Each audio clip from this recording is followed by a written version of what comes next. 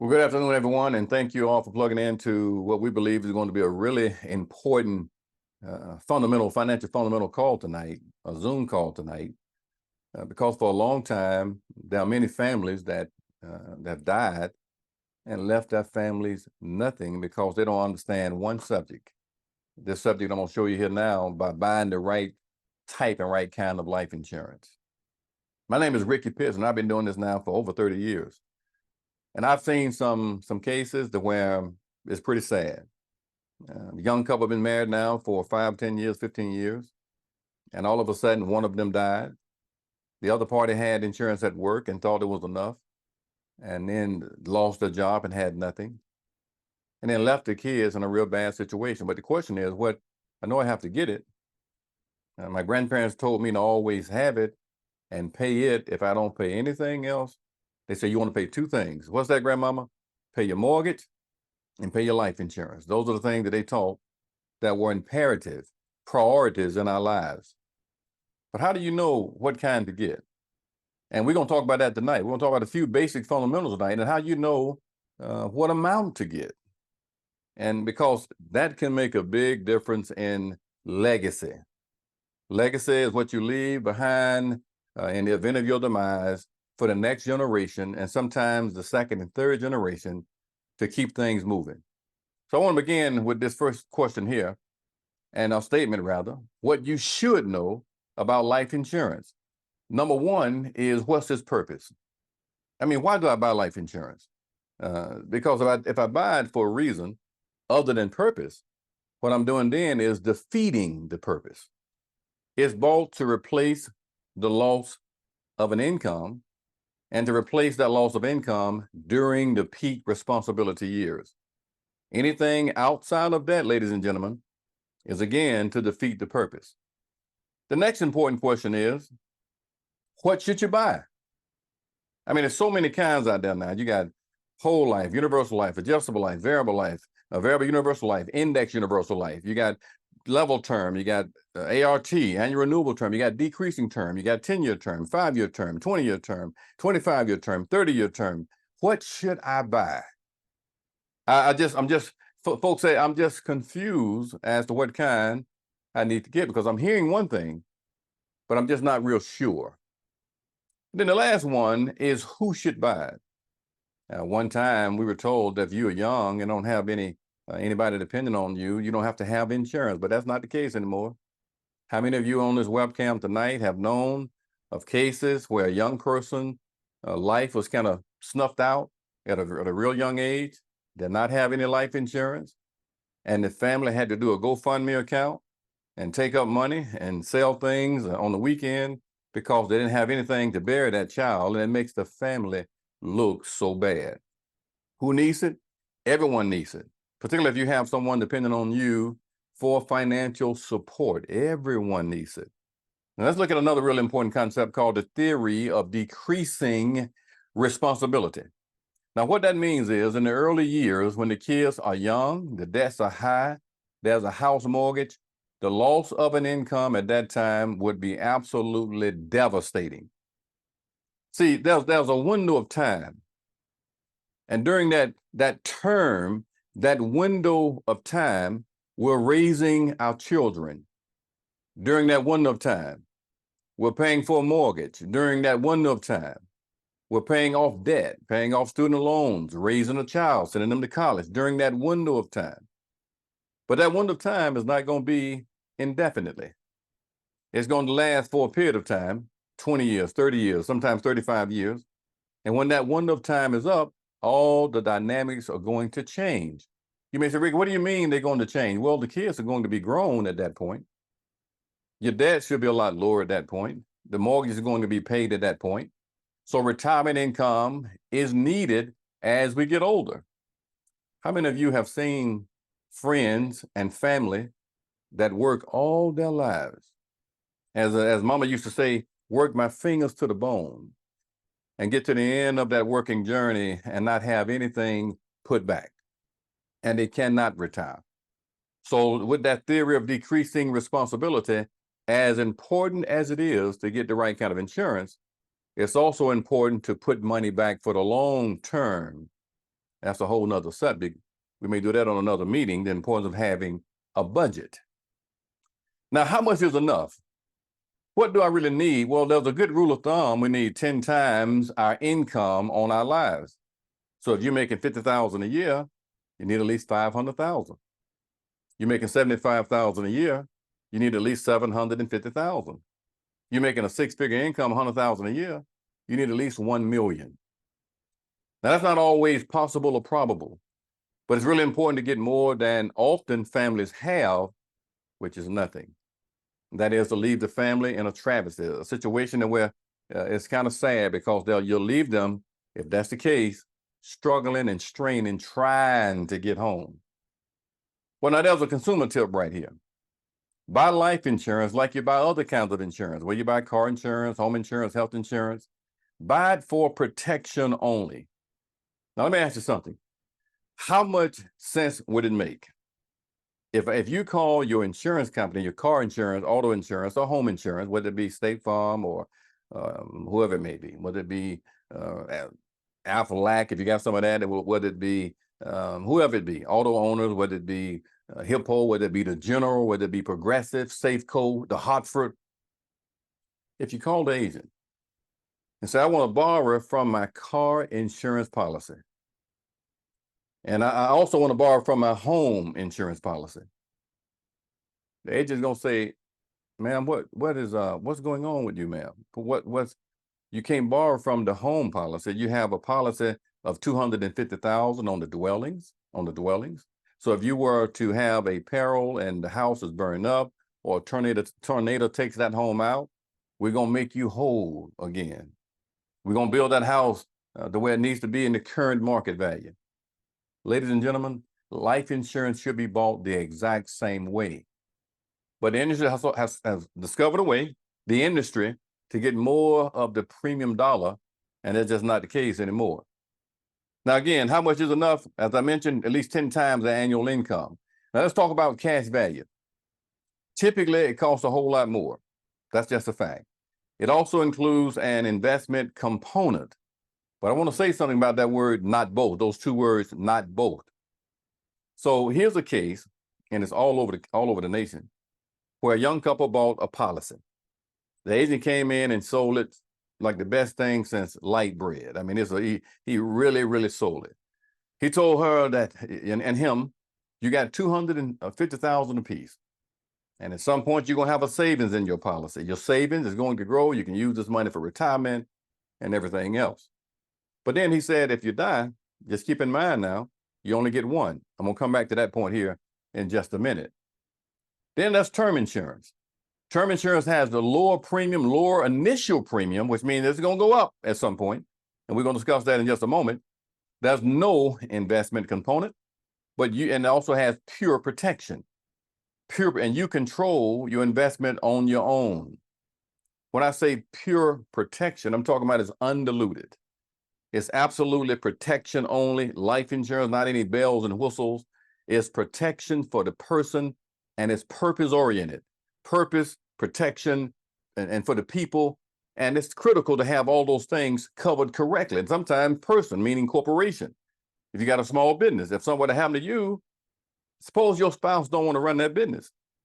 Do you have enough capital to infuse in that business as a key man so she or he can hire somebody to keep that business going?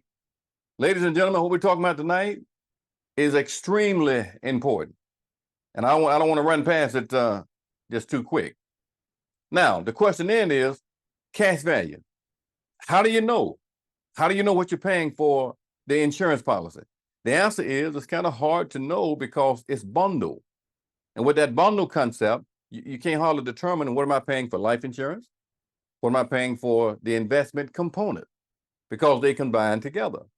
And that concept comes with a lot of real expensive fees. Administrative fees, mortality fees, monthly fees, then of course the insurance fee. And if you were to ask the typical agent, can you break down what this thing is going? They can't do it, ladies and gentlemen, because it's a very complicated concept. Now let's look at this in a little bit more detail here. Here's a case where a person has a whole life policy. I'm gonna take a few notes on this page here. So they got $100,000 on him and he's paying $123 per month for it. And at some point, let's say here it is at 70 years old, they got $48,000 saved.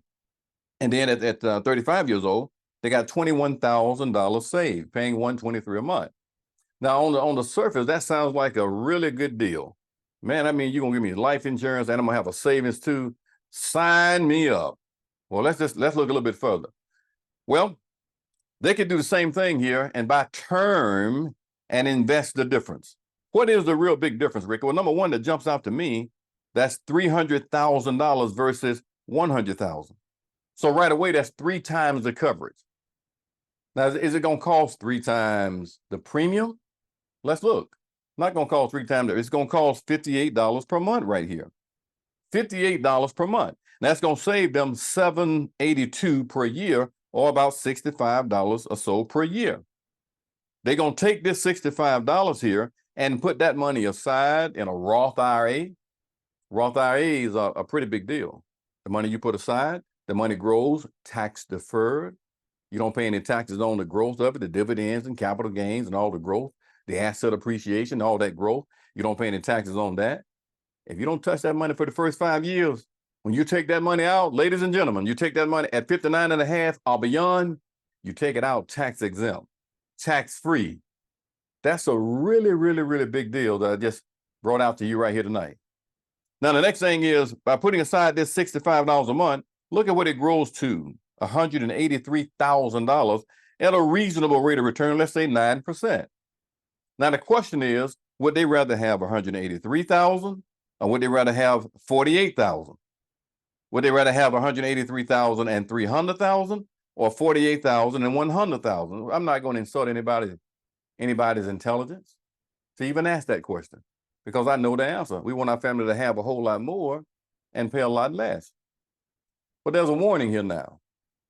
There's a warning that cash value life insurance may not be what you think it is. Ladies and gentlemen, it has so many names. It has confused people so much. And they just simply don't know which way to turn. And agents are trained on how to sell that. And I'm telling you right now, they can make it sound like a new invention.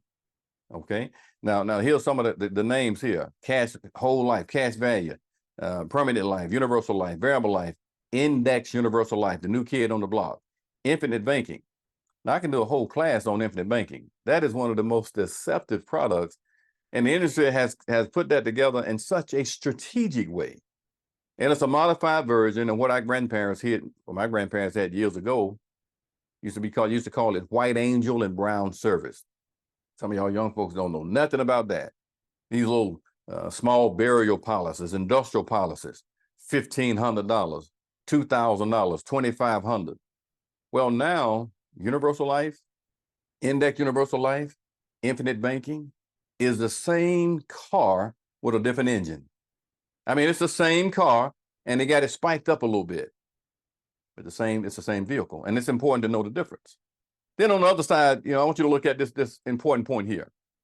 Cash value grows tax deferred, but not tax free. Now, and then here's another thing: it could take years to have anything in the savings. I've seen policies, ladies and gentlemen, where they bought that policy 10 years ago. And in the first year, nothing. Second year, nothing. Third year, when I say nothing, no savings. Putting money in now in the first year. Fourth year, nothing. Fifth year, $75. 5 years later, because folks just don't know the difference. Now, let's look at another example here of whole index universal life. Here's a case where they got $250,000. That sounds a little bit better. And they're paying $251 a month. And by the time they get to 65 years old, at least they got $127,000 saved. That sounds pretty decent. And let's look at another scenario where they can put that same $251 in the family budget. The difference is, what's the difference? Well, they got the same coverage. They got $250,000 a piece right here. But what are they paying for that $250,000 on each one of them? They're paying $88 a month. What's the difference in that premium? What's the difference of, subtract this 88 from this 251, that's going to be 163 left over. We're going to put that 163 in a Roth IRA. And that's $300,000 by the time they get to retirement. Now, $300,000 at retirement, you got to agree with me now. This is a whole lot more than $127,000 that they don't have to borrow out, that they don't lose if they die. If they were to die, the family gets this $300,000 and the $250,000, not just one or the other. You see, if people knew this, I just don't believe they'll still keep buying that concept. There's an old saying that when you know better, what do they say? Y'all, let's all say it together. Right, I can almost hear you saying they do better. And that's our job. This is not this is not a solicitation. This is education tonight. We're not trying to sell a policy. We're just trying to give some edification of this information. So folks are not out here in a place leaving their family $75,000, $100,000, $200,000, $300,000 short when a person dies. And that's a travesty. Now, there are some nevers. This is our philosophy here. 3 nevers of buying life insurance. Number 1, never buy any kind of cash value life insurance or whole life, including universal life. Number 2, never buy life insurance as an investment. Ladies and gentlemen, you know, there are some things out there now in the investment world that just absolutely will really just beat a life insurance policy in the ground. And with the proliferation of Roth IRAs and all these 457s and TSPs and 403Bs and RSA1s and all these tax shelters at work, people got access to do so many more things than save money inside of a life insurance policy. Ladies and gentlemen, I'm going to say this as humble as I know how. It don't make sense. It just don't make sense. The third one is right here. Never buy life insurance, a policy that pays dividends. When a company tells you they're paying dividends, you know what a dividend really is in the insurance policy? It is a partial return of an overcharge. And they call it a dividend. So let me give you an example. I'm going to charge you $1,000 too much this year. And guess what I'm going to do for you? I'm going to give you $500 back. I don't say that's not a real benefit to me.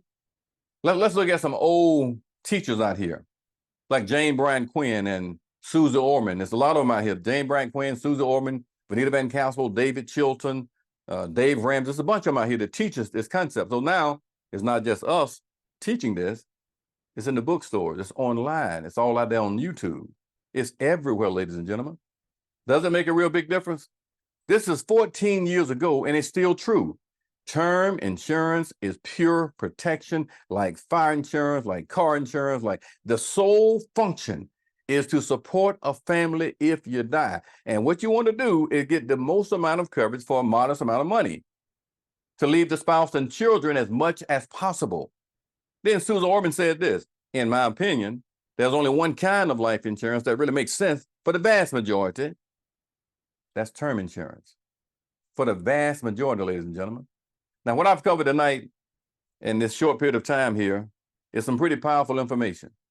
And what I'd like to encourage you, and we're going to do another series of how money works. This is only one piece of it. We're going to do another one, and we'll let you know when that next one is going to probably be on budgeting. We want to encourage you to evaluate what you have right now.